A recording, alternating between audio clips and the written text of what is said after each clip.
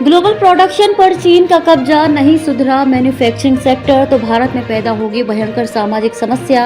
Texas university में रोजगार पर बोले राहुल। कांग्रेस सांसद और लोकसभा में नेता प्रतिपक्ष राहुल गांधी 3 दिवसीय अमेरिका यात्रा के तहत रविवार को टेक्सास के डलास पहुंचे। यहां उन्होंने यूनिवर्सिटी ऑफ टेक्सास के छात्रों से भारत की राजनीति, अर्थव्यवस्था और भारत जोड़ो यात्रा पर चर्चा की। राहुल गांधी ने कहा कि भारतीय राजनीति में नफरत का माहौल है, लेकिन भारत जोड़ो यात्रा के जरिए मोहब्बत और भाईचारे की राजनीति की शुरुआत हुई। उन्होंने भारत में रोजगार की समस्या को भी प्रमुख मुद्दा बताया और कहा कि इसका कारण यह है कि देश ने उत्पादन पर ध्यान नहीं दिया। राहुल गांधी ने चीन का उदाहरण देते हुए कहा, चीन ने अपने देश में प्रोडक्शन पर ध्यान दिया है, इसलिए वहाँ रोजगार की समस्या नहीं है। भारत में अधिकतर चीजें मेड इन चाइना है। चीन की यही नीति है, उसे रोजगार देने में सफल बनाती है।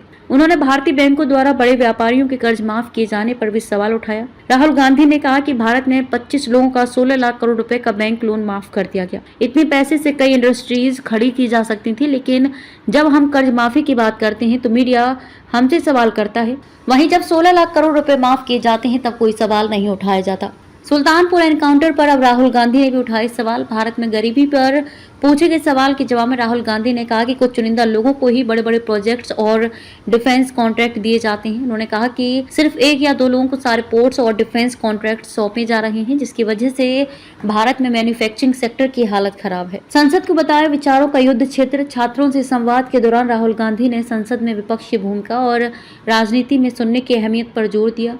उन्होंने कहा कि सुनना बोलने से ज्यादा जरूरी है, क्योंकि सुनने से आप लोगों को बेहतर समझ पाते हैं। हर मुद्दे को उठाना जरूरी नहीं है, बल्कि उन मूलभूत मुद्दों पर ध्यान देना चाहिए जो जनता के जीवन को प्रभावित करते हैं। राहुल गांधी ने विपक्ष की जिम्मेदारियों पर चर्चा करते हुए कहा, विपक्ष जनता की आवाज है।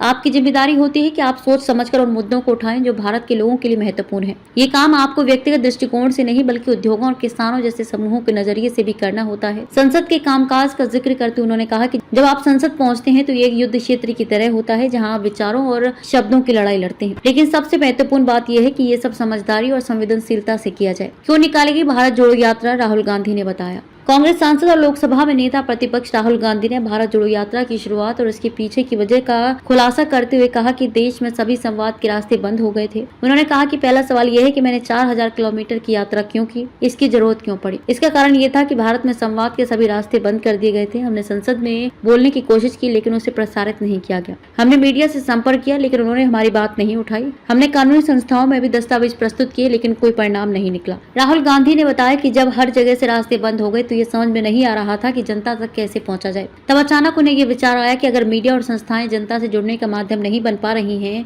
तो सीधे जनता के पास जाना होगा। इसका सबसे बेहतर तरीका था देश भर में पैदल यात्रा करना, और यही उन्होंने किया। यात्रा की शुरुआत में घुटनों में था दर्द। राहुल गांधी ने बताया कि यात्रा की शुरुआत में उन्हें घुटने की समस्या थी। पहले 3-4 दिनों में मैंने सोचा मैंने क्या कर लिया, क्योंकि सुबह उठकर 10 किलोमीटर दौड़ना अलग बात है, लेकिन 4000 किलोमीटर चलने की बात कहना एक बिल्कुल अलग सोच है। हालांकि उन्होंने कहा कि यात्रा ने उनके काम के तरीके को पूरी तरह बदल दिया। इसने मेरी राजनीति को समझने और लोगों से संवाद करने का तरीका बदल दिया। इस यात्रा ने मुझे सिखाया कि लोगों की बात सुनना और उनसे सीधे जुड़ना कितना महत्वपूर्ण है। उन्होंने कहा कि यात्रा के दौरान सबसे महत्वपूर्ण और अप्रत्याशित चीज ये थी कि राजनीति में प्रेम का विचार अपने आप सामने आया, जो पहले से योजना में नहीं था। ये अजीब है, क्योंकि अगर आप दुनिया की राजनीति में देखें तो वहाँ मोहब्बत शब्द शायद ही कभी दिखता है। नफरत, गुस्सा, अन्याय, भ्रष्टाचार जैसे शब्द तो मिलते हैं, लेकिन मोहब्बत राजनीति के संदर्भ में नहीं मिलता। भारत जोड़ो यात्रा ने इस विचार को भारतीय राजनीति में लाया, और मुझे ये देखकर हैरानी हो रही है कि ये विचार कितनी अच्छी तरह काम कर रहा है। राहुल गांधी के अनुसार भारत जोड़ो यात्रा ने न केवल राजनीतिक संवाद में प्रेम को जोड़ा,